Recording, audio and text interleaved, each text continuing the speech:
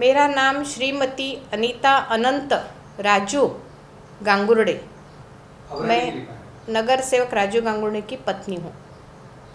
मैं इसके पूर्व सिद्धार्थ कॉलोनी केन गायकवाड़ मार्ग बीडी गायकवाड़ प्लॉट यहाँ स्थित थी, परंतु 9 अक्टूबर 2009 के बाद मेरे पति का देहांत होने के बाद मैं नासिक स्थित चली गई। मेरा सिद्धार्थ कॉलोनी का घर पहले मेरे पति रहने के समय, जहाँ मेरा पति का जन्म हुआ, उस समय से वो पतरे का था।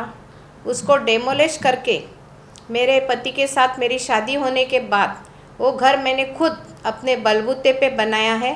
मेरे पति का एक छत होने के कारण मैंने उसको पक्का घर बनवाया। ये ऐसी है, पहले तो मेरे सब सिद्धार्थ कॉलोनी वासियों को मैं अपनी तरफ से मेरा प्रणाम जय भीम बोलूँगी। तमाम मेरे बुद्धवासिया, मेरे माता पिता, मेरे भाई बहन, सबको, महाराष्ट्र के सब लोगों को मैं अपना सप्रेम जय भीम बोलूँगी। और आज मैं आपके सामने मेरी जीवन शैली रख रही हूँ कि मेरे पति के जाने के बाद मेरे ऊपर कैसे कैसे बहुत से लोगों ने चिकड़ उठाए हैं, जबकि मैं पढ़ी लिखी हूँ, मैं एजुकेटेड हूँ, मैं एक पदाधिकारी हूँ। इसके बावजूद मेरे जैसे स्त्री पे, एक विधवा स्त्री पे एक ना अनेक बहुत से लोगों ने कीचड़ उठाया है। क्या पूरा मामला है, थोड़ा बताएंगे आप? मामला ये है कि 9 अक्टूबर 2009 को मेरे पति का देहांत होने के बाद, उस समय मेरे बच्चे काफ़ी छोटे छोटे थे। उसके बाद मेरे पति की तरफ से मुझे कुछ आवक नहीं थी, कुछ इनकम नहीं था, सोर्स ऑफ इनकम कुछ भी नहीं था। उसके बावजूद मैंने अपने सियालो गाड़ी में 2 बच्चे, मेरे कपड़े 2 जोड़ी लेके मैं नासिक अपने पति का विधि करने के लिए चले गई। उसके बाद मुझे लगा कि अब सिद्धार्थ कॉलोनी में रहने में कुछ मतलब नहीं, क्योंकि जो मेरे पति थे वो ही चले गए, अब मेरा सिद्धार्थ कॉलोनी में कुछ नहीं। ऐसे मुझे जब महसूस होने लगा, उस समय मैंने नासिक स्थित रहने की अपनी खुद की दिल की इच्छा व्यक्त की और नासिक रहने लगी। उसके बाद धीरे धीरे मेरे बच्चों का मेरे आगे संगोपन, शिक्षा सब था। उसी के कारण मैंने अपने दिलो दिमाग से तय कर लिया कि मेरे बच्चों की शिक्षा और संगोपन मैं नासिक में ही करूँगी, क्योंकि सिद्धार्थ कॉलोनी का घर मेरा अपना था, वहाँ सब मेरे अपने थे, आज भी है, कल भी रहेंगे। परंतु मेरे आगे मेरे बच्चों की शिक्षा, संगोपन, ये बहुत बड़ी जिम्मेदारी मेरे पति के देहांत के बाद थी। इसके लिए मैंने अपने दिल की ठान ली कि पहले मैं अपने बच्चों को पढ़ा लिखा कर बड़ा करूँगी, उनको अच्छे संस्कार दूँगी। इसके लिए मेरा बेटा प्ले ग्रुप से लेकर रायन इंटरनेशनल स्कूल खारघर में था, लेकिन मेरे पति के जाने के बाद मैंने अपने बच्चों को 4ठी कक्षा पास किया नासिक डीजीपी नगर रायन इंटरनेशनल में ट्रांसफ़र करके। उसके बाद मेरे बेटे को मैंने 5वीं कक्षा से 12वीं तक Bhonsala military school Gangapur road यहाँ मैंने डाला। उसके बाद लड़कियों का भी वहाँ हॉस्टल चले गया, चालू हो गया, तो मैंने अपने बेटी को भी, बेटे के पीछे पीछे बेटी को भी मैंने मिलिट्री भोसला स्कूल में डाला। और इस तरह से मैंने अपनी बच्चों की शिक्षा, मेरे बेटी की 12वीं भोसला मिलिट्री स्कूल में हो गई। उसके बाद जबकि नोटबंदी हो गई, लॉकडाउन हो गया, बहुत से चीज़ें हो गई, उसके बाद मैंने अपने दोनों बच्चों को घर पे लाया और आज मेरे दोनों बच्चे KTHM स्कूल में, बच्चा मेरा 15वीं में कंप्यूटर साइंस पढ़ रहा है और बेटी मेरी अब 13वीं कक्षा में नीट की तैयारी कर रही है। जो कि रास्ते के जो मूक जानवर है उनके ऊपर उसका बॉर्न एंड बॉटम से प्यार है, उसको उनमें दिलचस्पी है। इसके लिए वेटेनरी डॉक्टर की मेरी बेटी तैयारी कर रही है कि ताकि मैं चलते फिरते इंसान को नहीं तो 4 पैर के जानवर को मैं 24/7 ड्यूटी दूंगी और उनकी परवरिश करूंगी। ये इच्छा उसने व्यक्त की। इसके बाद ये सब होने के बाद जब मुझे पता चला, मेरे बच्चों को बड़ा करते करते, उनकी शिक्षा करते करते बहुत सी बातें मेरे सिद्धार्थ कॉलोनी में कान पे आती थी, लेकिन मेरे आगे समस्या थी कि मेरे बच्चों का संगोपन और शिक्षा, यदि अगर उससे मैं ठाम नहीं रहती तो आज मेरे बच्चों को अच्छी शिक्षा संस्कार नहीं मिलते। इसके लिए सिद्धार्थ कॉलोनी में बहुत सी बातें होती थी, इतना तक कि सिद्धार्थ कॉलोनी बेची जा चुकी, उसका सौदा किया, ऐसे एक न अनेक बातें मेरे सामने आती थी, सुनने में आती थी। लेकिन मैं उस समय मजबूर थी। मैं स्थानिक नगर सेवक राजू गांगुर्डे की पत्नी होने के बावजूद सिद्धार्थ कॉलोनी के रिपब्लिकन पार्टी ऑफ इंडिया के चुनाव में चुन के आए हुए पहले नगर सेवक थे रामदास जी आठवले साहब के पक्ष के। उसके बाद रामदास जी आठवले साहब को समाज कल्याण मंत्री पद मिला और मेरे पति ऐक्यवादी थे, उपोषण करता थे और न उपोषण करता होने के बावजूद पूरे मंत्री लोगों को एक व्यासपीठ पर लाने की उन्होंने ठान ली और लाया। इस तरह से उन्होंने अपने समाज और अपनी एकजुटी का निर्धार उठाया और पूरी तरह से निभाया। जबकि रासू गवई साहब, जोगेंद्र कवाड़े जी, रामदास जी आठवले, प्रकाश जी अंबेडकर, ऐसे एक न अनेक नेताओं को एक व्यासपीठ पे लाया। दादर चैत्य भूमि के ऊपर उन्होंने मीटिंग में सबको एकत्र लाया, ऐक्य किया हुआ ये मेरे पति थे। और उपोषण करने के बाद उन्होंने 97 का चुनाव लड़ा और वो बिन विरोध 350 रुपया में, मैं फिर एक बार दोहराना चाहूँगी, जबकि आज करोड़ों रुपया डालने के बाद भी चुनाव में इंसान चुन के आएगा या नहीं आएगा इसकी कोई गारंटी नहीं है। लेकिन मेरे पति के निष्ठे के वजह से और निष्ठावंत होने के वजह से मेरे पति 350 रुपया में चुनाव चुन के आए, जबकि उतनी भी उनकी परिस्थिति नहीं थी। उसके बाद जबकि मेरे पति की इतनी भी परिस्थिति नहीं थी कि 350 रुपया मैं भर के टिकट लूँ, अशोक जी गायकवाड़ साहब जो कि मेरे बंधु थे, उन्होंने वो 350 रुपया देने के बाद राजू गांगुड़े मेरे जो पति नगर सेवक थे उनको खाना खिलाया वीटी में। और जबकि रामदास जी आठवले साहब कांदिवली यहाँ स्थित थे, उसके बाद उन्होंने वो टिकट दी और मेरे पति के ऊपर दृढ़ विश्वास करने के बाद उनको टिकट देने के बाद सब लोगों ने, मेरी पूरी तमाम सिद्धार्थ कॉलोनी, मेरे पूरे तमाम भाई बहन, मेरी माता भगिनी, सब ने एक निष्ठा से, एक विचार से, जबकि मैं मेरे पति के पीछे थी, सब ने चुनाव में एक तय करके उनको चुनाव में चुन के दिया। और सब लोगों के आशीर्वाद से मेरे पति चुनाव में चुन के आए। उसके बाद उन्होंने यही ठान ली कि इसके बाद मैं मेरे समाज की, मेरी सिद्धार्थ कॉलोनी की मैं सेवा करूंगा। और जो जो चीज़ों से मेरी सिद्धार्थ कॉलोनी वंचित है, जबकि पानी पीने की समस्या थी, टॉयलेटों की समस्या थी, लोगों को कप से पानी भरना पड़ता था, लेकिन उन्होंने ये ठान ली कि मैंने अब जो चुनाव में चुन के आया हूँ, मेरे जेब तो खाली है, मेरे जेब में तो कुछ भी नहीं है, लेकिन मैं महानगर पालिका की चुनाव चुन के आया हूँ, तो मैं महानगर पालिका के से फंड से मैं मेरे सिद्धार्थ कॉलोनी का विकास करूँगा। ये उन्होंने निश्चय कर लिया और वो चल पड़े।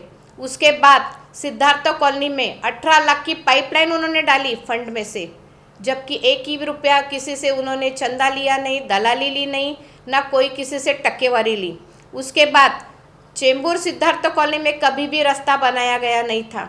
मेरे पति ने कहा कि नहीं, मेरे कॉलोनी के सब सदस्य, मेरी माँ बहन, माता पिता जो भी बूढ़े हैं, वयोवृद्ध है, वो अच्छे रास्ते से चलेंगे। उन्होंने रास्ता बनाने की ठान ली, रास्ता तक बनाया उन्होंने। एक न अनेक तरह से उन्होंने कॉलोनी का विकास करने की ठान ली, लेकिन पता नहीं तथागत गौतम बुद्ध जी को ये सब चीज़ें पसंद नहीं आई। 9 अक्टूबर 2009 में मेरे पति का हार्ट अटैक से देहांत हो गया। उनके देहांत के बाद मैं पूरी तरह से गिर गई और मजबूर हो गई। मेरे आगे सिर्फ समस्या थी बच्चों को पढ़ाना, लिखाना और अच्छी शिक्षा देना। ये सबसे बड़ी मेरे ऊपर जिम्मेदारी मेरे पति छोड़ के गए थे। इसके लिए मैं अपने वासियों को, सिद्धार्थ कॉलोनी के लोगों को कुछ मैं दे नहीं पाती थी, मेरी में इतनी हिम्मत नहीं थी। इसके लिए मैं वहाँ से निकल पड़ी। जब मैं नासिक स्थित होने के बाद आज, जबकि मेरे बच्चे पूरी तरह से शिक्षा संस्कार से पूरी तरह से मैंने उनको बनाया और उनको अच्छी शिक्षा दे के आगे बढ़ाया है, लेकिन अब मेरी हिम्मत टूट चुकी थी, वो फिर से जुड़ गई और मैंने ठान ली कि बस अब मेरे पति का सपना मुझे पूरा करना है किसी तरह से, क्योंकि पता नहीं मैं कितने दिन जीऊँगी और कितने दिन रहूँगी, इसकी तो कोई गारंटी नहीं है। ये तो तथागत ने कहा है, जहाँ जन्म है वहाँ मृत्यु भी अटल है। उनके विचारों पे चलने के बावजूद मैंने ठान ली कि अब मेरी सिद्धार्थ कॉलोनी का विकास कहीं तो रुक चुका है। जबकि 2004 में मेरे पति ने पहले सर्वे लाया था, SRA का पहला सर्वे मेरे पति ने 2004 में लाया था, मुलुंड कलेक्टर सर्वे हुआ था। उस समय मैं अपने बच्चों को बड़ा करने में लगी हुई थी, लेकिन मेरे पति को एक ही सपना था कि मेरे कॉलोनी का विकास, मेरे समाज का विकास। रात दिनों सोते नहीं थे, बस इधर उधर घूम घूम के यही बोलते थे मेरी सिद्धार्थ कॉलोनी कब डेवलप होगी। लेकिन पता नहीं उनको रास नहीं आई वो बात, उनका देहांत हो चुका। उसके बाद आज मैंने ठान ली है कि मेरे सिद्धार्थ कॉलोनी का विकास हो के रहेगा।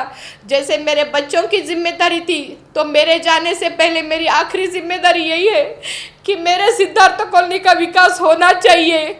और मेरी जो भी माता भगिनी, मेरे बाप भाई है, सब मेरा समाज है, जो भी है वो सब सिद्धार्थ कॉलोनी में अब बिल्डिंग में रहने जाएंगे। लेकिन मैं देख चुकी थी कि दलालों का हाल चल रहा था सिद्धार्थ कॉलोनी में।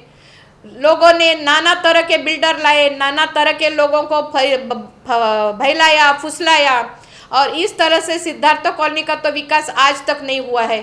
जबकि आज मैं आपसे 2023 में बात कर रही हूँ, आज तक ना किसी ने विकासक लाया, ना कोई SRA का स्कीम कुटला कौन सा भी ऑफिशियली बनाया, ना ही कोई सैंपल फ्लैट बनाया, ना ही कोई भी विकास का कोई नामो निशान भी दिखाया। ये सब देखते हुए मुझे बर्दाश्त नहीं हुआ। उसके बाद मैंने ठान लिया अब सिर्फ मेरा एक ही ध्यास रहेगा, मेरे बच्चे तो पढ़ लिख के आगे बढ़ गए, अब मेरी कोई इच्छा नहीं है। एक ही इच्छा है मेरी आखिरी कि मेरे सिद्धार्थ कॉलोनी का, अब मेरा एक ही ध्यास है मेरे सिद्धार्थ कॉलोनी का विकास। और वो सिद्धार्थ कॉलोनी का विकास मैं करके रहूँगी। मैं गौतम बुद्ध जी से और मेरे बाबा साहब से एक ही विनती करती हूँ, जब तक मेरे जान में जान है, मेरे सिद्धार्थ कॉलोनी का विकास कोई रोक नहीं पाएगा। ये जो दलाल लोग हैं, इन्होंने पूरा सिद्धार्थ कॉलोनी का बेच के अपनी अपनी जेब भर के अब भी उनके पेट नहीं भरे हैं। लेकिन आपने भी अपना घर खुद SRA में यस, मैं आ रही हूँ उसके ऊपर। अब मैंने ठान ली है, तो अब मैंने यही सोच ली कि मैं किसी को बताने से अच्छा, मैं किसी को काउंसलिंग करने से अच्छा, मैं ये खुद ब खुद यही समझ लिया और ठान ली कि मैं अपने घर से शुरुआत करूँगी। मेरा घर मेरे पति जाने के बाद बंद था। मेरे सासू माँ जी मेरे नीचे के घर में रहती थी। हमारा ऊपर का कमरा पूरी तरह से बंद है।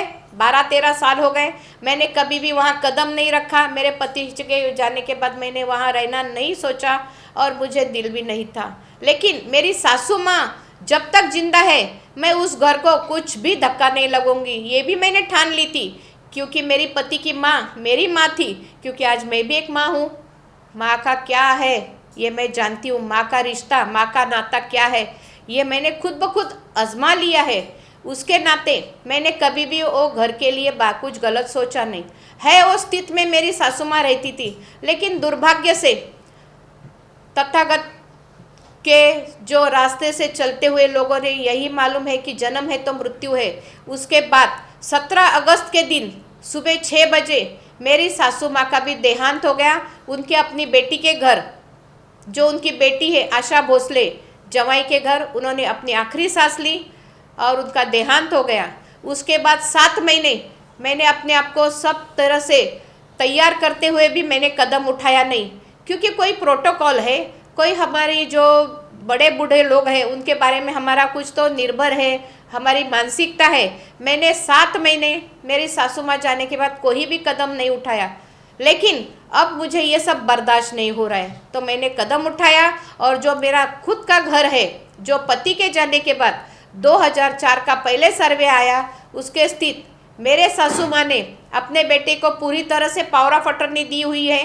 और मेरे पति जाने के बाद जबकि उनको मालूम पड़ा कि अब मेरे दिन बहुत कम है, रात के 1:30 बजे उन्होंने वकील बुला के, जबकि मैंने उनको पूछा आप ये क्या कर रहे हैं, तो उन्होंने कहा देखो आप मुझे बहलाना फुसलाना नहीं, अब मेरा समय काफ़ी कम है। उन्होंने पूरी तरह से हर चीज़ की पावर ऑफ अटर्नी मेरे नाम की। वो सब पावर ने अटर्नी के मेरे पास रहने के बावजूद मैंने खुद जाके, किसी ने भी मेरा अपना घर पात्र नहीं किया, अपात्र नहीं था, कुछ भी कदम नहीं उठाते हुए मैंने अपने खुद ब खुद कदम उठाया और मैंने खुद माड़ा में जाके मेरा घर पात्र कर लिया। जबकि मेरे पति के जाने के बाद पूरी घर की जिम्मेदारी मेरे ऊपर थी, क्योंकि मैं घर की बड़ी बहू हूँ। इसके नाते मुझे हर तरह से ऑफिशियली बात करनी पड़ी और मैंने ऑफिशियली बात अपने बलबूते पे की है। कोई किसी विकासक, कोई दलालों ने मुझे किस तरह की भी नहीं, मैं नासिक से मुंबई आती थी और हर काम मेरा ऑफिशियली करती थी। मुझे किसी ने भी इसके बारे में कोई भी किसी तरह की मदद की नहीं है। बस मैं पढ़ी लिखी हूँ, मैं एजुकेटेड हूँ, इसके नाते मैंने अपने घर का कदम खुद ब खुद बढ़ाया। और आज जाके मैंने विकासक रूपा रेल बिल्डर जी इनके सुपुर्द मैंने अपने घर से शुरुआत की। मैंने अपना सम्मति पत्र भर दिया था। उसके बाद आज मेरे घर का डेवलपमेंट करने के लिए मैंने अपना ताबा पावती उनको लिख के दिया। उसके नाते उन्होंने मुझे जो भी ऑफिशियली रकम थी वो अदा कर दी। मैं उसमें खुश हूँ। मेरे ऊपर किसी का कोई भी बोझा नहीं है। मुझे किसी ने डराया नहीं, धमकाया नहीं, ना मैं किसी के बातों में आई। मैंने खुद अपनी हर चीज़ की पढ़ाई लिखाई की, हर चीज़ अपनी खुद पे समझ ली, समझने की कोशिश की। लोगों के बातों में, अनहनी बातों में, दलाल लोगों के नातों में मैं किसी के इसमें नहीं जाते हुए मैंने अपने घर से शुरुआत की। और आज बिल्कुल रूपारेल बिल्डर जी के हाथ में मैंने घर सुपुर्द किया। ये घर सुपुर्द करने के समय मुझे एक ना अनेक लोगों ने बहुत सी तकलीफ दी, नाना तरह का कीचड़ मेरे ऊपर उठाया, लेकिन फिर भी मैं खामोश रही। जबकि मैंने सब प्रोसीजर ऑफिशियली करने के बावजूद मैं नासिक चले गई, लेकिन कुछ दलालों ने उसके ऊपर भी चुप रहना नहीं समझा और उन्होंने मैं नासिक में होते हुए मेरे अगेंस्ट गलत कंप्लेंट की, गलत एनसी की बसंत पार्क पुलिस स्टेशन में। ये सब करने के बावजूद मुझे जब पता चला कि मेरे बाबा साहब ने कहा है कि अन्याय करने वालों से अन्याय बर्दाश्त करने वाला सबसे बड़ा गुनहगार है, ये मैंने दिमाग में ठान ली। और फिर मैं नासिक से मुंबई चले आई, सिद्धार्थ कॉलोनी में आई। मैंने पुलिस स्टेशन में, बसंत पार्क पुलिस स्टेशन में जाके पूछा कि मेरे नाम की एनसी किस चीज़ के लिए पर आपने ली है। मेरा खुद का घर है, मेरे पति के बाद ऑफिशियली वारसा हक से मेरे नाम पे हुआ है। मैं घर की बड़ी बहू हूँ। पूरी घर की लोगों की देख रेख करना, उनकी हर समस्या की कोई भी चीज़ मेरे को खुद को करना है, ये मैंने ठान ली। उसके बाद मेरा घर इतना बुरे हाल में था कि वो कभी भी गिर सकता था। ये सब बातें मैंने सोचने के बावजूद मैंने ठान ली कि अब मुझे किसी की सुनना नहीं है, मुझे अपने दिमाग से चलना है। मी पोलीस स्टेशनला मी नाशिक येथे असताना मला असं कळलं ना, चेंबूर पोलीस स्टेशन बसंत पार्कवरनं मला फोन आला की गांगुर्डे मॅडम तुम्ही मुंबई पोलीस स्टेशन चेंबूर येथे पोचा, तुमच्या नावची NC झालेली आहे। त्यानंतर मी नाशिक येथून रवाना झाले मुंबईसाठी आणि मुंबईसाठी मी आले आणि मी बसंत पार्क पोलीस स्टेशनला गेल्यानंतर मला PSIकडून कळलं की माझ्या नावची NC दाखल केली आणि ती NC पण कोणी दाखल केली मला सांगताना अक्षरशः शरम वाटते। आणि अक्षरशः शरमेची बाब आहे की माझं घर, मी माझ्या पतीची बायको, मी माझ्या मुलांची आई, मी माझ्या समाजाची सून असं असताना जे ऐरेगरे नत्तू खैरे त्यांच्याशी काही संबंध नसताना त्यांनी माझी छोटी नणंदबाईला गावाहून बोलून घेतलं आणि गावाहून फोन करायला लावला पोलीस स्टेशनला, जेणेकरून त्यांचा काहीच तीळ मात्र संबंध नाही। त्या माझ्या नणंदबाई आहेत, मला त्यांचा आदर आहे, मी त्यांचा आदर आयुष्यभर करणार। माझ्या पतीच्या त्या भगिनी आहेत छोट्या, परंतु माझ्या घराचा विकास करणं, ते डेव्हलपमेंटला देणं, कारण आज माझ्या घराची स्थिती अशी होती की ते कधीही कोसळलं असतं, कधीही कोलॅप्स झालं असतं, कधीही पडलं असतं। अशा वेळेला जर कुणाची मानहानी किंवा कुणाला दुखापत झाली असती तर ह्या सगळ्या दलाल लोकांनी पुन्हा माझ्यावर क्लेम करणं, माझ्यावर मानहानीचा केस दाखल करण्याचा अगदी पुरेपूर 100% प्रयत्न केला असता, हे मला अगदी माहीत आहे। म्हणून मी एक ना अनेक लोकांचा सामना करत इथपर्यंत पोचले आणि 2004ला मी स्वतः माझं घर पात्र करून घेतलेलं आहे। 2014ला मी माझं घर स्वतः नाशिकहून येऊन मुंबईला सर्व ऑफिशियली कामं करून, सगळी कागदपत्रांचे पाठपुरावे करून मी स्वतः माझं घर पात्र करून घेतलेलं आहे। त्यानंतर कारण माझे पती गेल्यानंतर घरात असं मोठं शिकलेलं सवरलेलं कुणीच नव्हतं। एक घरची मोठी सून या नात्याने व माझ्या मुलांची आई या नात्याने व माझ्या मिस्टरांच्या मृत्यूनंतर प्रत्येक गोष्टीची दखल घेणं हे मला अगदी कायद्याने बंधनकारक होतं। त्यामुळे मी हे माझं घर पात्र करून घेतलं ऑफिशियली जाऊन 2014ला। यात मला कुणाचीही सहाय्यता नाही, कुणाचीही 2 पैशाची मदत नाही किंवा कुणाचाही पाठपुरावा मिळालेला नाही, पण ही माझी नैतिक जबाबदारी या अनुषंगाने मी ह्या सगळ्या गोष्टी करून घेतल्या। कारण माझ्या सासूबाई फार वयोवृद्ध होत्या, त्या चालू फिरू शकत नव्हत्या, त्या शिकलेल्या नव्हत्या, त्या ह्या गोष्टी करू शकत नव्हत्या। त्यामुळे मला हे सगळं करणं भाग पडलं, कारण मी शिकलेली आहे, मी सुशिक्षित आहे, मी वैचारिक आहे। या नात्याने मला माझ्या घराची दक्षता मी जर घेतली तर मी जनतेची दक्षता घेऊ शकेन आणि मी माझ्या समाजाला, माझ्या माता भगिनींना मी स्वतः एक न्याय देऊ शकेन, हे मी माझ्या मनाशी निश्चय केला आणि ह्या सर्व मी गोष्टी केल्या. ह्या गोष्टी करत असताना ज्यावेळेला मी चेंबूर पोलीस स्टेशनला गेले, त्यांनी मला सांगितलं की तुमच्या नावची मॅडम NC झालेली आहे. तर मी विचारलं, साहेब कुठल्या प्रकारची NC झालेली आहे?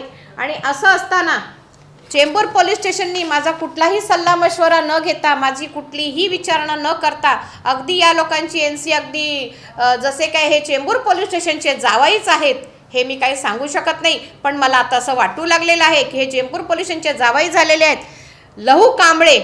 लहू बापू कांबळे हे दलाल आहेत, पण मी कधीही शब्द उच्चारले नाहीत. मी कुणाच्याही घरीदारी गेले नाही, कोणावरही शिंतोडे उडवले नाहीत. मी माझं प्रामाणिकपणे काम करत आले. माझ्या समाजाशी, माझ्या जनतेशी, माझ्या घराशी एकनिष्ठ राहून मी हे काम करत आले. पण अशा वेळेला लहू बापू कांबळे यांनी अक्षरशः PSI पोलिसांसमोर, इन्स्पेक्टर लोकांसमोर, सर्व पोलीस स्टेशनसमोर सगळी कथा वाचली की साहेब ही राजू गांगुर्डेची बायको नाहीच, आणि माझ्या जनतेनी, माझ्या समाजाने, सर्वांनी मिळून माझ्या पतीला जीवाचं रान करून, रात्रीचा दिवस करून, माझ्या माता भगिनी, माझ्या आईबाप, माझे भाऊ बंद सगळ्यांनी मिळून माझ्या पतीला निवडून दिलं. दृढ विश्वास दाखवला म्हणून माझे पती निवडून आले आणि समाजाचा आणि कॉलनीचा विकास करायचा त्यांनी निश्चय केला. जर ह्या सगळ्यांची साथ मिळाली नसती तर कदापि शक्य नसतं. पण ऐक्यवादी उपोषण करते माजी नगरसेवक राजू गांगुर्डेच्या बायकोवर त्यांनी शिंतोडे उडणं कुठेही सोडलं नाही, जेणेकरून ज्याला माझे पती चांगले होते व मी BPCL येथे नोकरीला होते गेट नंबर 1ला माहुलगाव, अशा परिस्थितीत माझ्या पतींचं आणि माझं सोशल वर्कमधून, समाजकार्यातून आमच्या दोघांची मनमतं जुळली. मी माझ्या पतींशी लग्न करण्याचा निश्चय केलं. अशा वेळेला प्रथम आम्ही आठवले साहेबांच्या घरी जाऊन आठवले साहेबांच्या कानावर घातलं. ज्या वेळेला की आठवले साहेब कांदिवली येथे राहत होते, आम्ही आठवले साहेबांच्या कानावर घातलं आणि आठवले साहेबांना सांगितलं की आम्ही लग्न करणार आहोत. साहेबांनी आशीर्वाद दिला, संमती दिली. त्यावेळेला चेंबूर स्टेशन येथे मी प्रथम माझ्या पतींनी आणि आम्ही दोघांनी जाऊन जोडीने हा फोटो काढलेला आहे. हा त्याचा रीतसर पुरावा मी आपणाला दाखवत आहे. त्यानंतर चेंबूर कॅम्पचे, ज्यांना मी माझे वडील बंधू मानते, माझ्या पतींचे मोठे भाऊ या नात्याने मी रमेशजी खेकडा, चेंबूर भाजी मार्केटचे अध्यक्ष, यांचे आम्ही आशीर्वाद घेतले. दोघा उभयतांनी जाऊन त्यांच्या कानावर घातलं आणि मग आम्ही कोर्टामध्ये जाऊन कायदेशीररित्या आम्ही लग्न केले. कायद्याने आपल्या प्रोटोकॉलप्रमाणे, बाबासाहेबांच्या संविधानाप्रमाणे प्रथम कोर्टामध्ये आमचं हिंदू पद्धतीने लग्न लावावं लागलं. ते कायद्याने बंधनकारक आहे, ते मी लावलं. हा माझा लग्नाच्या सर्टिफिकेटचा पुरावा मी तुम्हाला सादर करत आहे. त्यानंतर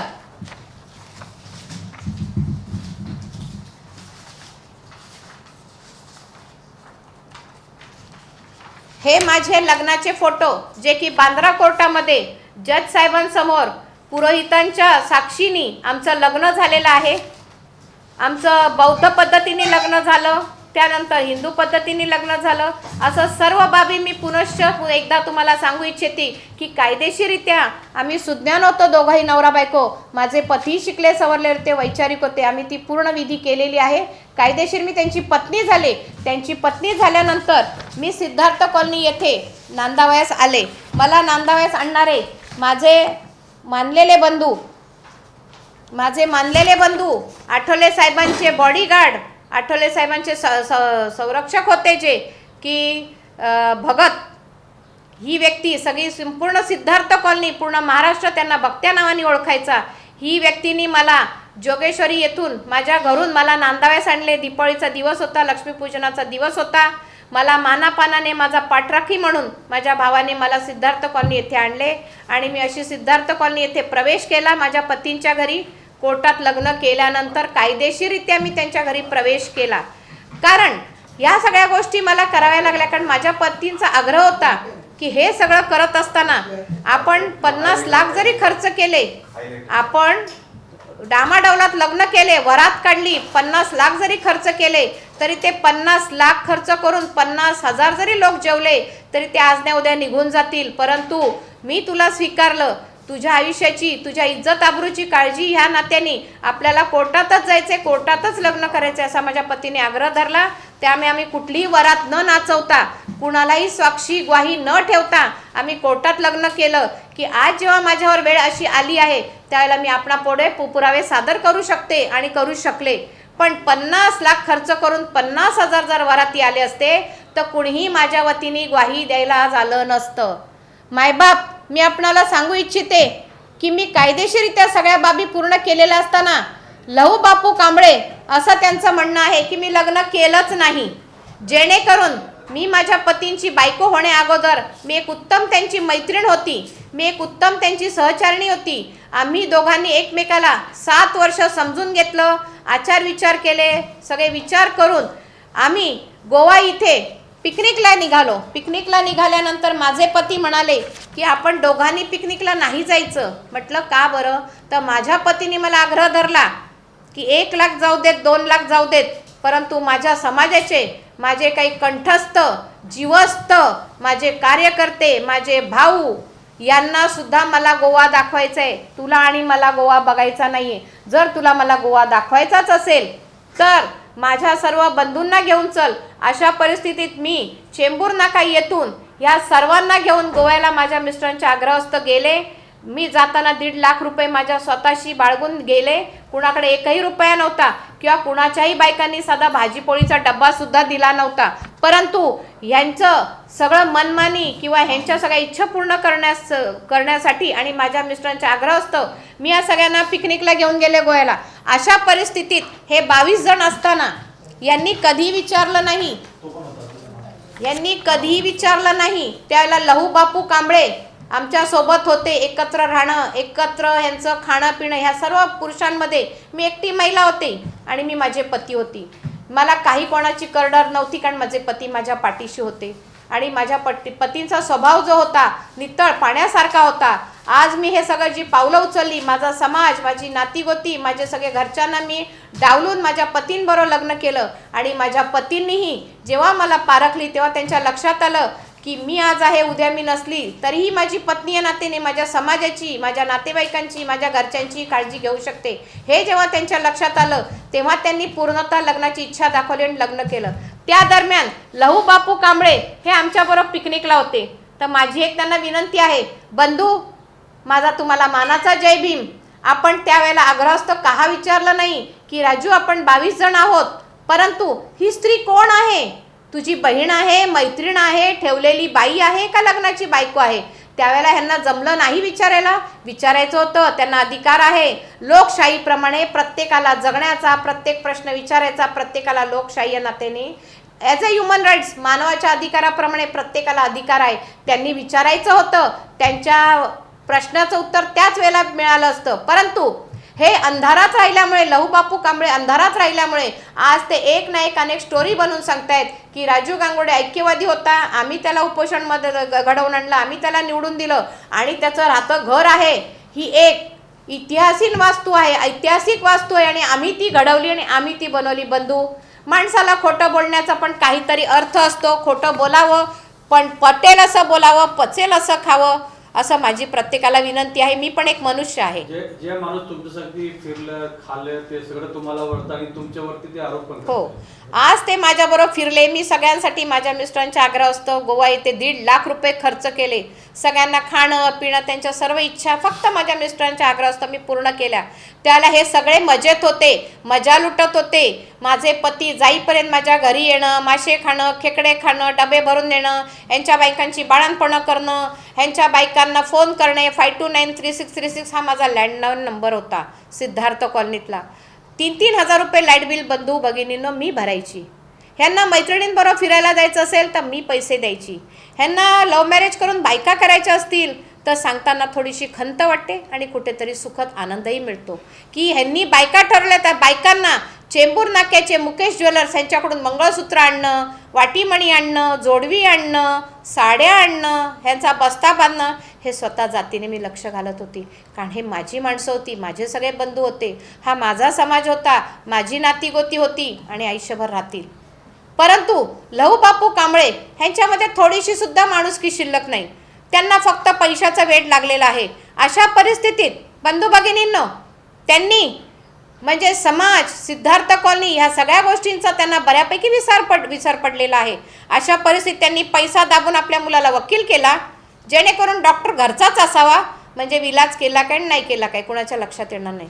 त्यांनी आपल्या मुलाला कायदेपंडित बनवला, पण तो चुकीच्या मार्गाने बनवला.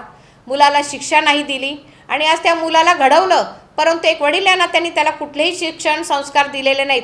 ते आज मुलाचा सुद्धा दुरुपयोग करत आहेत आणि आपल्या मुलाला वकील बनवून माझ्या बाबासाहेबांनी लिहिलेला कायदा, संविधान हे मोडीस काढून ते करत आहेत आणि माझ्या सिद्धार्थ कॉलनीला, माझ्या माताबाई भगिनींना लुटून खात आहे. एक ना अनेक विकासक आणत चाललेत, परंतु जे आज रुपारेल बिल्डकॉन बिल्डर यांनी जे केलं आहे, मी कुणाचीही तुम्हाला भूषण सांगत नाही.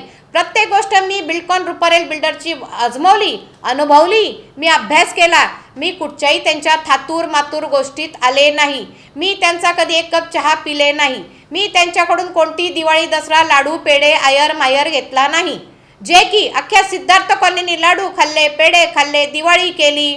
मिस्टर राजू वाघमारेंना ज्यावेळेला नोटबंदी झाली माझ्या बंधू भगिनींनी, त्यावेळेला त्यांना पैशाची पूर्ण पूर्तता बिल्डकॉन रुपारेल बिल्डर यांनी केली. परंतु आज बऱ्यापैकी राजू विष्णू वाघमारे यांनाही या सगळ्या गोष्टीचा विसर पडलेला आहे.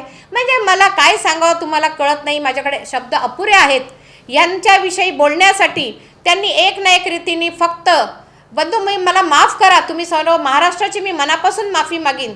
एक वेश्याबाई माणसाचे पैसे घेऊन त्याला पोटभर सुख देऊन रवाना करते, परंतु ह्यांचा हव्यास, ह्यांचा हट्टास थांबतच नाही आहे बंधू भगिनींनो. ह्यांना पैशाचा इतका हट्टास, इतका हव्यास झालेत की आज मी थोडंसं भूतकाळात जाऊन सांगू इच्छिते की मी तर सिद्धार्थ कॉलनीची सून 2001 झाले कायदेशीर कोर्ट मॅरेज करून. 2002 साली मला मोठा मुलगा झाला, 2004 साली माझी मुलगी झाली. परंतु मी आज तागायत बघत आहे ह्यांचा हव्यास थांबतच नाही आहे. माझे मायबाप काय विचार करायचा, काय कसं करायचं हे तुमचं तुम्ही ठरवा. तुम्ही वैचारिक आहात, शिकलेले आहात आणि माझ्या माता भगिनी जरी शिकलेल्या नसतील तरी माझ्या बाबासाहेबांचं संविधान इतकं मोठं आहे की ते प्रत्येक घराच्या उंबऱ्यावर आहे, प्रत्येक घराच्या आत आहे. हे मी अभिमानाने आणि स्वाभिमानाने आपणाला सांगू इच्छिते. परंतु अशा परिस्थितीत काही दलालांना इतकी भुरळ पडली आहे. एक काळ असा होता, मला माफ करा बंधूंनो, मी थोडंसं भूतकाळात जात आहे, की यांच्या आया बहिणी जेव्हा शिवपुरी अनेक ठिकाणी बंगल्यांमध्ये जाऊन काम करून यायचे, हे वाट बघायचे. जेव्हा यांच्या माता भगिनी जेवण आणायच्या तेव्हा ह्यांनी जेवायचे अगदी. परंतु आज त्यांना इतका पैशाचा माज आलेला आहे आणि हा माज बंधूनो कुठेही कुणी 18 तास, 12 तास, 8 तास ड्युटीला गेलेलं नाही. इतके कडक इस्त्रीचे कपडे घालायची की त्यावर तुम्ही कांदा कापून घेऊ शकता, अगदी मी स्वाभिमानाने सांगेन. परंतु ह्यांना पैशाने इतकी भुरळ पडली की समाज, आई, बहीण, भाऊ, मुलगा यांचा कुठलाच ह्यांना भानच राहिलेलं नाही. ह्यांच्या डोळ्यावर पैशाचे, चरबीचे पडदे आलेले आहेत. मला एवढंच सांगायचं आहे की हे चरबीचे पडदे हटवा. किताली यांनी विकून खाल्ली. सिद्धार्थ कॉलनीचा आज एकही रुपयाचा विकास नाही. मी सांगू इच्छिते, माझे वडील बंधू दीपकजी निकाळजे, आदिशक्ती डेव्हलपर्स यांनी तर सिद्धार्थ कॉलनी दत्तक घेतली असा काही बाई बाहू उठवला बरं का बंधूंनो, भगिनींनो. परंतु त्यांनी कधी विकास घडवला नाही, कुणाचं चारण्याचा फॉर्म भरला नाही, कुठलाही त्यांनी सॅम्पल फ्लॅट बांधला नाही, सिद्धार्थ कॉलनीचा चारण्याचा विकास केला नाही.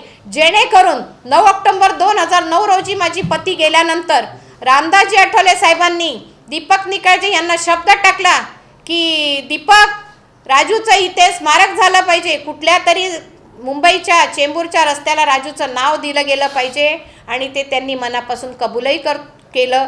मी भाऊंची फार आभारी आहे.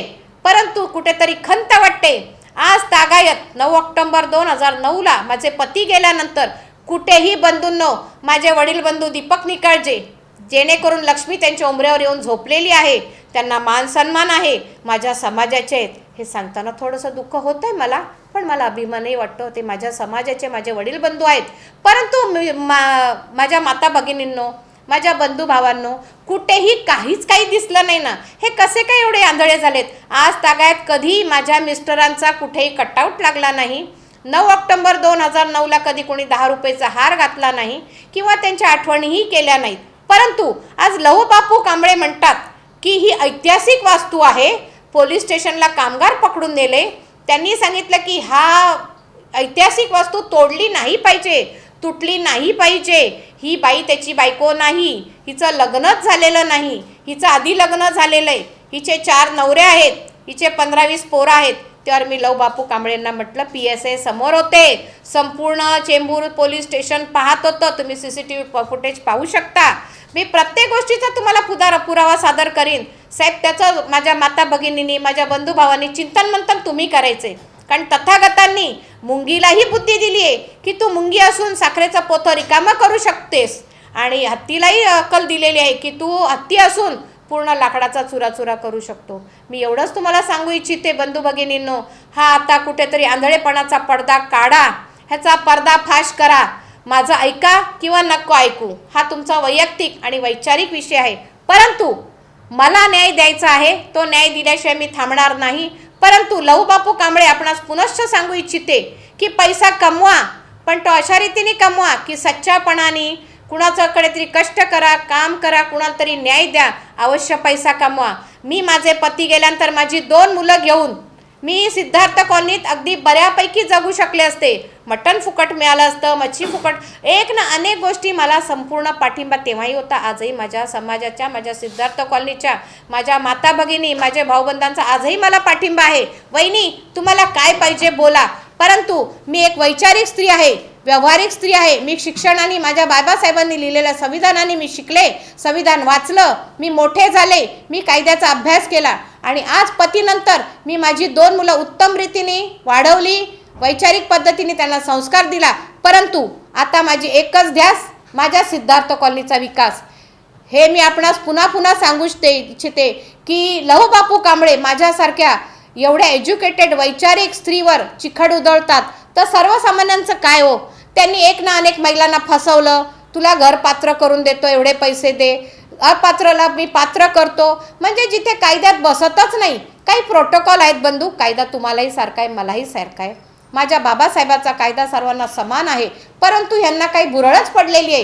ह्यांना ना समाज दिसत, ना बाबासाहेब दिसत, ना त्यांचे विचार दिसत. जेणेकरून लाईट बिलसुद्धा माझ्या नावावर आहे. आणि बंधू, हे माझ्या पतीचं घर आहे, ते कुणाला द्यायचं, कुणाला न्याय द्यायचा नाही द्यायचा हा माझा वैयक्तिक विषय आहे.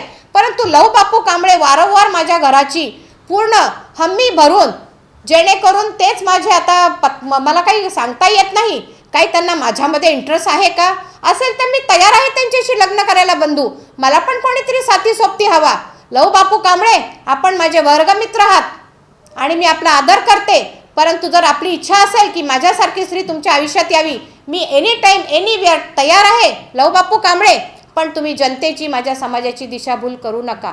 तुम्हाला काय इंटरेस्ट आहे, तुम्ही जाहीर मला सांगितलं की माझ्या ह्याला तू इतकी रक्कम दे, तुम्ही माझ्याकडे मागणी केली, ती मागणी मी तुम्हाला नाकारल्यानंतर तुम्ही माझ्यासारख्या शिकल्या सवरलेल्या महिलेवर तुम्ही चिखलफेक सुरू केली. ही कुठेतरी थांबवा. माझ्या माता भगिनींची दिशाभूल थांबवा. लहू बापू कांबळे, मी आपणास विनंती करते, एक बंधू म्हणून. मी तर तुम्हाला बंधू म्हणते, बंधूच म्हणणार आणि बंधूच आहात. परंतु आपल्याला जर अजून पैसा कमवण्यासाठी माझी जर सोबत हवी असेल तर मी एनी टाईम एनीवेअर तयार आहे. आपण कधीही मला हक्काने सांगा, मी आपल्याशी पुनश्च विवाह करायला तयार आहे. जर तुम्हाला माझ्यात इंटरेस्ट असेल, आपण दोघं मिळून एकच ध्यास पुन्हा करू आणि आपल्या सिद्धार्थ कॉलनीचा विकास करू. आपला जो ध्यास आहे, माझा जो निर्दय आहे, माझे पती आज गेलेले आहेत, पण तुमच्यासारखी वैचारिक आणि व्यावहारिक व्यक्ती जर माझ्या खांद्याला खांदा लावून जर काम करणार असेल तर नक्कीच मी माझ्या सिद्धार्थ कॉलनीचा विकास करीन. राजू विष्णू वाघमारे, त्यांचे जे काय आहेत, ज्या छोट्या छोट्या मुलांना तुम्ही जवळ घेऊन त्यांच्या जीवावर पैसे कमवता, त्यांना पैशाची लालच दाखवता, पैशाचा आमिष दाखवा. माझ्या बंधूंनो, थांबवा आता हे कुठेतरी. माझी कळकळीची विनंती आहे तुम्हाला, आता माझ्या कॉलनीला बदनाम करण्यापासून, माझ्या माता भगिनींना बदनाम करण्यापासून थांबवा. बंद करा हा खेळ, बंद करा. दलालांना हा खेळ बंद करा. माझ्या कॉलनीचा विकास थांबू नका. आणि आता कुणाचा बापही माझ्या कॉलनीचा विकास थांबू शकत नाही. माझा कॉलनीचा विकास होणार. माझा एकच ध्यास, सिद्धार्थ कॉलनीचा विकास. मी माझ्या जनतेला, माझ्या मायबाप, माझ्या माता भगिनींना एवढंच मी म्हणत नाही, माझं ऐका. तुम्ही सगळे वैचारिक आहात, सुज्ञ आहात. गरजेचं नाही की तुमच्याकडे डिग्री असली पाहिजे, पण सर्वांना तथागतांनी बुद्धी दिली आहे आणि माझ्या बाबासाहेबांच्या संविधानावर पूर्ण आपला देश चालत आहे. ह्या गोष्टी तुम्ही लक्षात ठेवून एकच मी आपणाला सांगू इच्छिते, माझे मायबाप, माझ्या माता भगिनी, काय सांगू तुम्हाला, सांगताना मला थोडीशी खंतही वाटते, परंतु आज मला बोलणं गरजेचं आहे, मला मनमोकळेपणे बोलणंच आहे.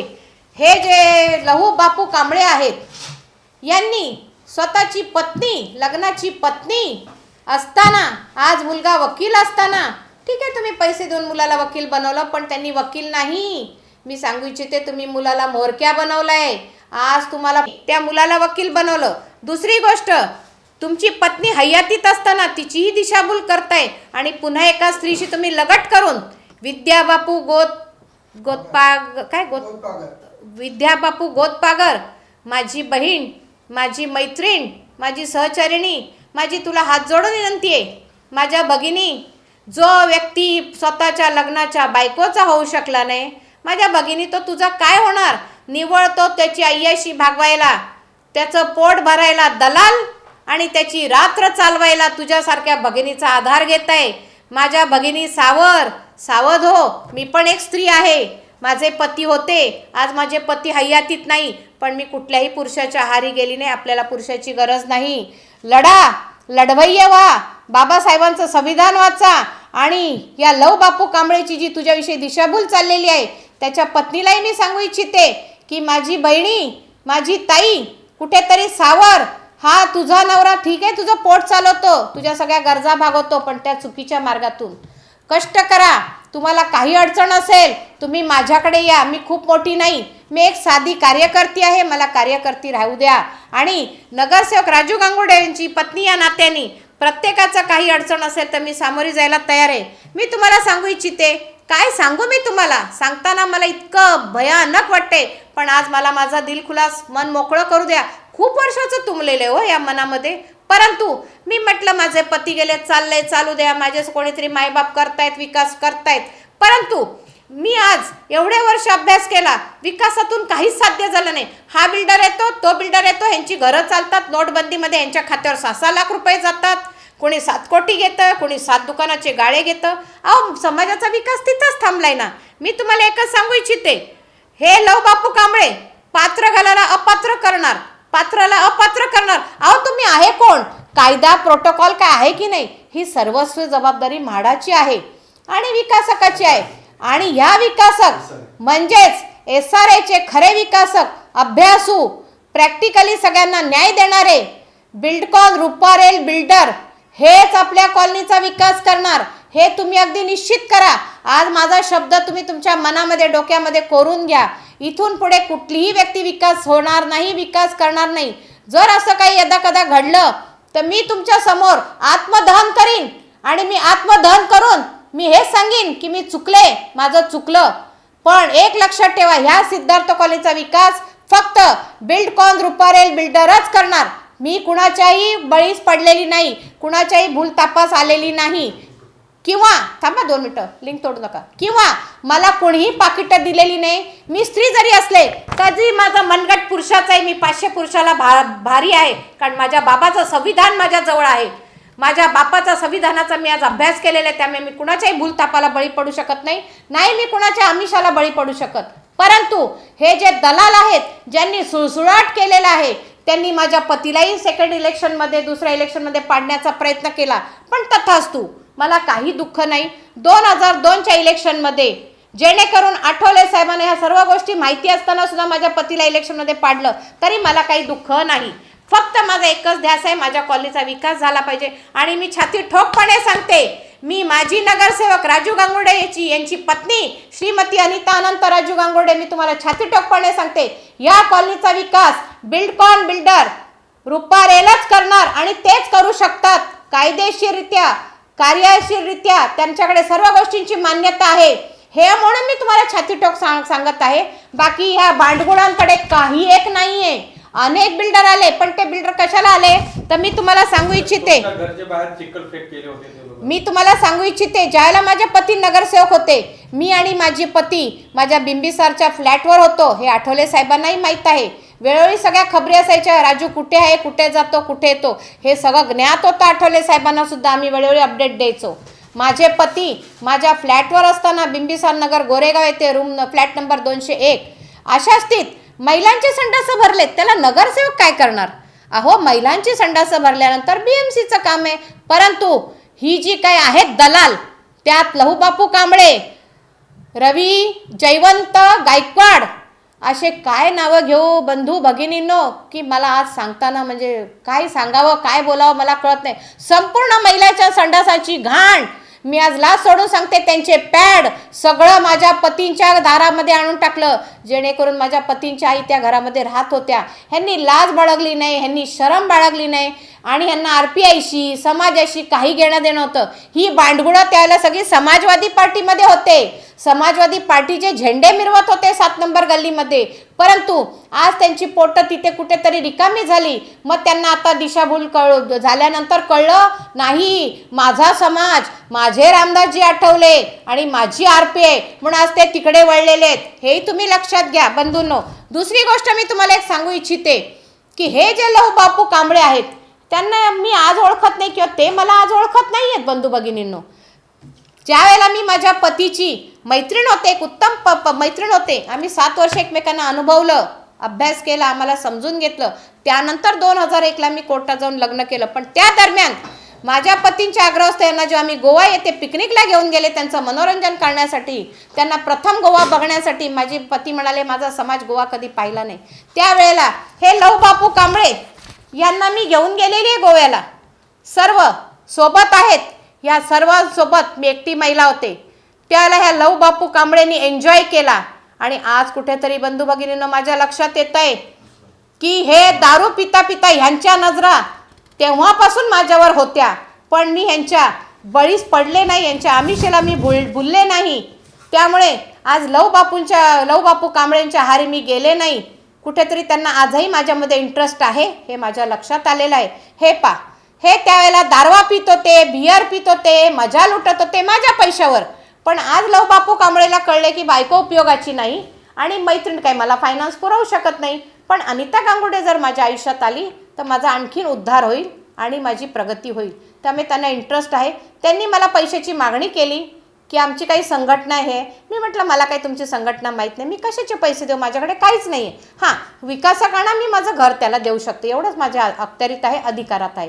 परंतु ह्या सगळ्या गोष्टी न थांबवता त्यांनी एक ना अनेक दृष्ट्या माझ्यावर तर चिखलफेक केलीच, माझ्यावर चिखल उडवण्याचा प्रयत्न केला, तरीसुद्धा मी त्यांची शतशः आभारी आहे. माझ्या भगिनी सावर या दलालापासून सावरा. आता या सिद्धार्थ कॉलनीचा विकासक एकच व्यक्ती करणार, बिल्डकॉन रुपारेल बिल्डर. मतलब इसी बात पे नहीं रुक रहे, वो चारों तरफ से पागल हो गए, दीवाने हो गए. ह्यांनी पूर्ण मानसिकता त्यांचं संतुलन बिघडलेलं आहे, तो मनोरुग्ण झालेला आहे. त्याच्याकडून काही होणे नाही, घडणे नाही आणि शक्यही नाही, हे मी तुम्हाला छातीटोकपणे सांगू इच्छिते. परंतु अपात्र घराला पात्र करून देतो म्हणून पैसे घेणे, सिद्धार्थ कॉलनीतून लाईट बिल भरतो म्हणून पैसे घेणे, त्याच्यानंतर मखीजा एजंट, जेणेकरून तो कोणी विकासक नाही, विकासक होऊ शकत नाही, कोणी बिल्डर नाही किंवा दूरपर्यंत त्याचा कुठलाही विकासकाशी संबंध नाही किंवा तो कुणाचं एक 10x12चं झोपडंही बांधू शकत नाही. परंतु लहूबापू कांबळे यांनी त्यांचं घर चालण्यासाठी मखीजा एजंट हा बिल्डर नसताना त्याची कास धरलेली आहे आणि त्याची कास धरलेली असल्यामुळे लहूबापू कांबळेंचं घर चालतंय, पाकिटं येतात, त्याच्यावर त्यांनी मुलाचाही मोहरा केलेला आहे आणि त्या मुलाची दिशाभूल करत आहेत. बेटा सावर स्वतःला, तू बाबासाहेबांचा अभ्यास केलेल्या संविधानाचा आणि त्यावरून लोकांना न्याय दे. भीक मागून खा, 4 घरं मागून खा, त्याच्यात लाज नाही. हे माझ्या बाबांच्या संविधानामध्ये, पण माझ्या साहेबांच्या संविधानाचा जर तू अभ्यास केला असेल तर बेटा तू माझ्या मुलासारखा आहेस. तू माझ्यासमोर लहानाचा मोठा होताना मी तुला डोळ्यांनी पाहिलेलं आहे. वडिलांच्या भूलथापाला बळी पडू नको, सावर, समाजाला आवर आणि कुठेतरी कुणाही मार्फत करा, मी म्हणत नाही माझ्या मार्फत, पण तुम्ही वैचारिक आहात. मी आज पूर्ण अभ्यास केला आणि त्यानंतर मी हे पाऊल उचललं. ज्या वेळेला संपूर्ण तऱ्हेने पूर्ण हुकमी एक्का रुपारेल बिल्डर बिल्डकॉनकडे आहे, लोकेशभाई खंडेलवाल ह्यांच्याकडे सर्व हुकमी एक्के असताना त्यांची तुम्ही बदनामी उठवली. अरे या, माझं एकच आपणाला सांगणं आहे, आता आपण जसं ऐक्य घडवलं राजू गांगुर्डेंनी तसं आपण एकत्र येऊ. तुमच्या ज्या काही समस्या असतील तुम्ही मला निम्म्या रात्री बोलवा, मी स्वतः जातीने तुमच्या समस्या सोडवीन, तुमच्या शंका सोडवीन. कुणावर चिखल फेकणं बंद करा आणि कॉलनीचा विकास होऊ द्या, थांबू नका. तुमच्या सगळ्या समस्यांच्या प्रश्नाला उत्तर द्यायला मी बांधिलकी आहे, कधीही मला बोलवा. बिल्डरांना मी तुमच्या ज्या काही मागण्या आहेत, तुमच्या ज्या काही अटीतटी शर्यती आहेत त्या मी त्यांना करायला भाग पाडीन. कारण मी कुणाच्याही लेण्या देण्यात नाही, मी कुणाचंही पाकिट घेतलेलं नाही किंवा कुणाच्याही पार्ट्यांना बळी पडलेली नाही. म्हणून मी आज निश्चितपणे, ठामपणे, छाती ठोकपणे बऱ्याच वर्षाचा माझ्या मनात, अंतःकरणात माझ्या कॉलनीचा भडभडाट होता तो मी आज आपणापुढे सादर करत आहे. यथा कदाचित माझ्याकडून काही चुकू शकतं, मी मनुष्य आहे. मनुष्य हा चुकीचा पुतळा आहे आणि चुका ह्या मनुष्याकडून घडतात, चार पायाच्या जनावराकडून नाही. माझ्याकडून काही कळत न कळत चुकले असेल तर मी आपणा सर्वांची क्षमा मागते. पुनश्च मी आपली रजा घेते. नमो बुद्धाय. जय भीम, जय भारत, जय महाराष्ट्र. धन्यवाद.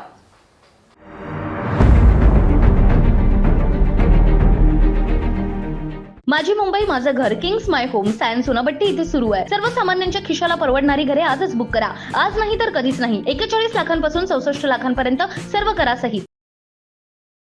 CEN न्यूज, देश प्रदेश की ताजा तरीन खबरों के लिए CEN न्यूज को सब्सक्राइब करें और रहें पल पल की खबर से हर पल बाखबर.